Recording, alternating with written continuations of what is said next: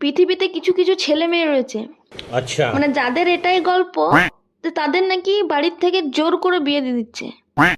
আরে ভাই, আমার বাড়ির লোক আমাকে জোর করে তাদের পছন্দের মানে রান্না দিয়ে কোনোদিন ভাত খাওয়াতে পারে না। আচ্ছা। তারা যেটা পছন্দ করে সেই তরকারি দিয়ে কখনো ওদের পছন্দের তরকারিতে আমি ভাত খাইনি, আর তোদেরকে কি করে ওদের পছন্দের বিয়ে করে দিচ্ছে? আরে ভাই, মিথ্যে বলছিস, মিথ্যে বল, কোনো অসুবিধা নেই, কিন্তু একটা লিমিটের মিথ্যে কথা বল।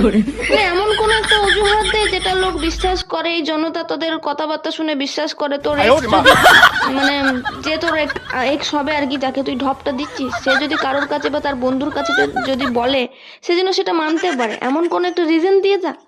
বলছিস আমার বাড়ির লোক আমাকে জোর করে বিয়ে করে দিচ্ছে, এটা কোনো কথা? বাড়ির লোক কোনোদিন জোর করে বিয়ে করাতে পারে নাকি? তুই অন্য জায়গায় কোথাও সেটিংস করে রেখেছিস বল দেখিনি, নাকি তুই সরকারি চাকরির পিছনে ছুটছিস? কোনটা?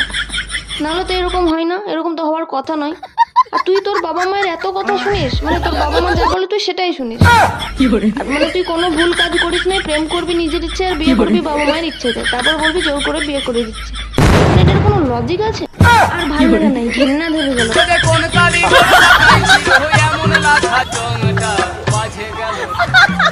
ফাঁসে গেল বাজে গেল কের কাটা